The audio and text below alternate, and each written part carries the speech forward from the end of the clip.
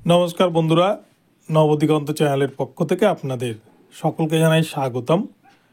তো বন্ধুরা, এই মুহূর্তে আমি আজকে আবারও আপনাদের সকলকে গুড মর্নিং জানিয়ে নতুন একটি ভিডিও শুরু করতে চলেছি আপনাদের জন্য।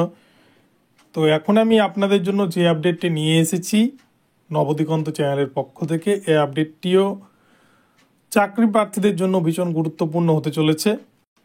কেননা আবারও কিন্তু বিচারপতি অভিজিৎ গঙ্গোপাধ্যায়ের রায়কে চ্যালেঞ্জ জানিয়ে বড় ধাক্কা ডিভিশন বেঞ্চে। আবারও বিচারপতি অভিজিৎ গঙ্গোপাধ্যায়ের রায় খারিজ ডিভিশন বেঞ্চে। তো চলুন আমরা এই সম্পর্কে এখন বিস্তারিতভাবে প্রথম থেকে শেষ পর্যন্ত জেনে নিই কোন রায় এবং কেন বিচারপতি অভিজিৎ গঙ্গোপাধ্যায়ের রায়কে খারিজ করে দেওয়া হলো ডিভিশন বেঞ্চে। ঠিক আমরা যেমন দেখেছিলাম এর আগে কিন্তু অমৃতা সিনহা ম্যাম এবং অভিজিৎ গঙ্গোপাধ্যায়ের রায়কে ডিভিশন বেঞ্চে বারংবার খারিজ করে দেওয়া হচ্ছিল এবং স্টে দেওয়া হচ্ছিল। এবারও কিন্তু সেই ধরনেরই ঘটনা ঘটতে চলেছে। তো চলুন আমরা এই বিষয়ে এখন বিস্তারিত জেনে নিই।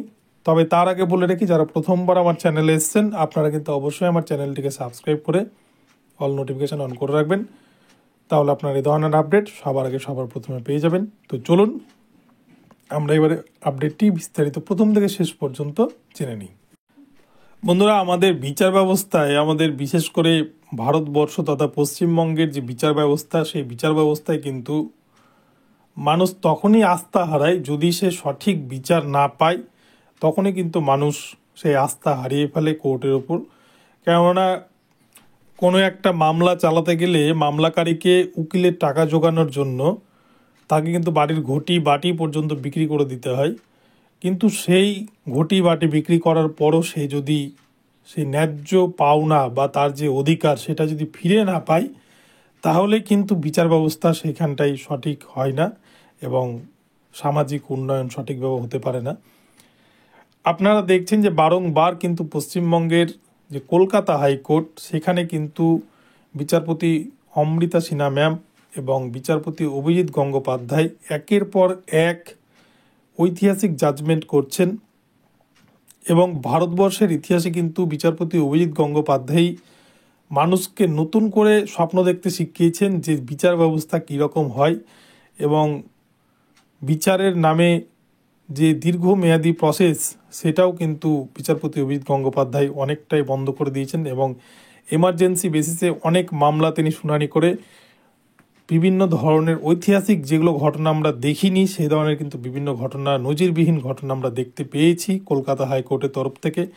তো ঠিক এরকমই বন সহায়ক যে নিয়োগ হয়েছিল আমাদের রাজ্যে, যেটা রাজ্য সরকার নিয়োগ করেছিল 2020 সালে, এই বন সহায়ক নিয়োগেও কিন্তু ব্যাপক দুর্নীতির অভিযোগ উঠেছিল।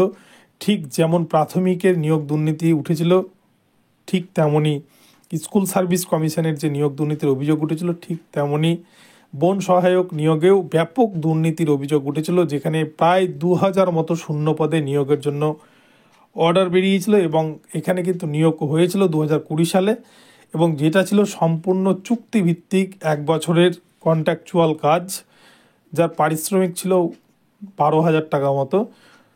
সেই নিয়োগে যে ব্যাপক পরিমাণ দুর্নীতি, এই দুর্নীতিকে ঘিরে একদল চাকরি প্রার্থী তারা কিন্তু আদালতের দ্বারস্থ হয়েছিল বেশ কিছুদিন আগে, এবং সেখানে সমস্ত কিছু খতিয়ে দেখার পর এবং দীর্ঘদিন ধরে এই বনসহায়ক নিয়োগের তদন্ত করার পরেই বিচারপতি অভিজিৎ গঙ্গোপাধ্যায় সমস্ত তথ্য প্রমাণাদির ভিত্তিতে অর্ডার করেছিলেন যে 2000 শূন্য পদের যে বন সহায়ক নিয়োগ করেছিল রাজ্য সরকার, তার কিন্তু আবারও রিপ্যানেল করতে হবে।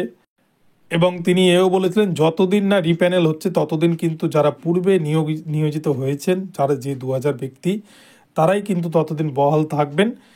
তাই এই বনসহায়ক পদের জন্য কিন্তু আবারও নতুন করে অ্যাপ্লিকেশন নেওয়ার জন্য অর্ডার জারি হয় এবং সেই মতো বন সহায়ক পদের জন্য অ্যাপ্লিকেশন নেওয়া শুরুও করে রাজ্য সরকার।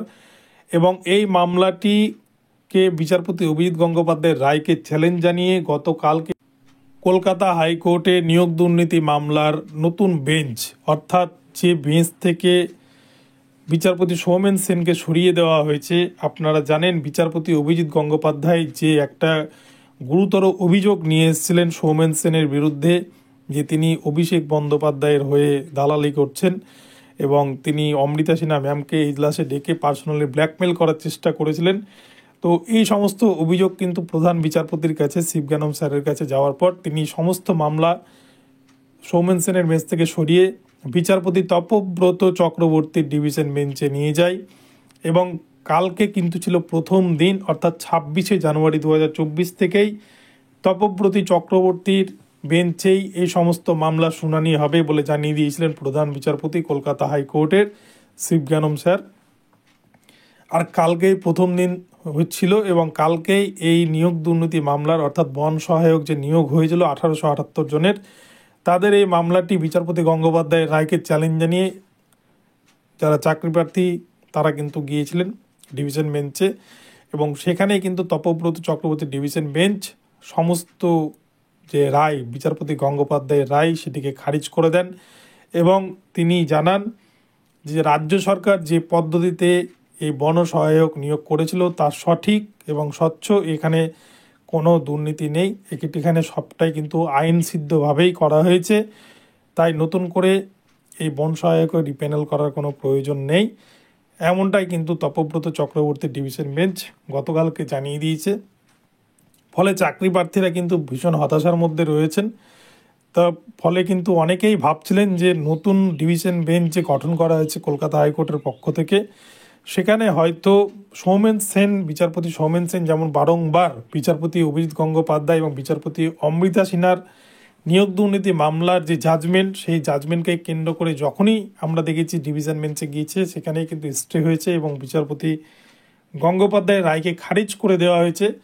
কিন্তু গতকালকে যে ঘটনা ঘটলো, বিচারপতি তপব্রত চক্রবর্তীর প্রথম দিনেই যে নতুন ডিভিশন বেঞ্চ, সেই ডিভিশন বেঞ্চে প্রথম দিনেই কিন্তু বিচারপতি গঙ্গোপাধ্যায়ের রায়কে যেভাবে খারিজ করে দেওয়া হলো, তাতেই কিন্তু অনেকে আশঙ্কা করছেন চাকরি প্রার্থীরা যে হয়তো বঞ্চিত চাকরি প্রার্থীদের ভাগ্য আর কোনোদিনই ফিরবে না, বঞ্চিতরা বঞ্চিতই থাকবে এবং বিচারপতি গঙ্গোপাধ্যায়ের রায়কে হয়তো গতকালকে যেভাবে খারিজ করা হলো, পূর্বেও খারিজ করা হয়েছে, হয়তো আগামীতেও এইভাবে খারিজ করা হবে এবং বিচারপতি গঙ্গোপাধ্যায় রায় দিলেও হয়তো সেই রায়টা কার্যকর হতে পারবে না, যেহেতু বিচারপতি গঙ্গোপাধ্যায় নিম্ন আদালতে রয়েছেন আর উচ্চ আদালতে খারিজ করে দিলে সেটাতে আর কিছু করার থাকে না। তো সেই নিয়েই কিন্তু ভয়ঙ্কর টেনশনের মধ্যে রয়েছে চাকরি প্রার্থীরা। তো দেখা যাক শেষ পর্যন্ত কি হয়। এবং আজকে বিচারপতি গঙ্গোপাধ্যায় ভার্সেস বিচারপতি সৌমেন সেনের মামলা 10টা থেকে কিন্তু শুরু হবে। সুপ্রিম কোর্টে 5 বিচারপতির বিশেষ বেঞ্চ গঠন করেছেন সুপ্রিম কোর্টের প্রধান বিচারপতি DY চন্দ্রচূড় এবং সেখানে 5 জন সিনিয়র বিচারপতিকে নিয়ে এই বেঞ্চে শুনানি হবে আজকেই।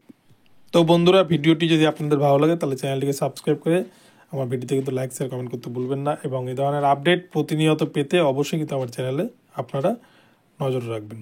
ধন্যবাদ। পরবর্তীতে নতুন আপডেট নিয়ে আসছি আবার।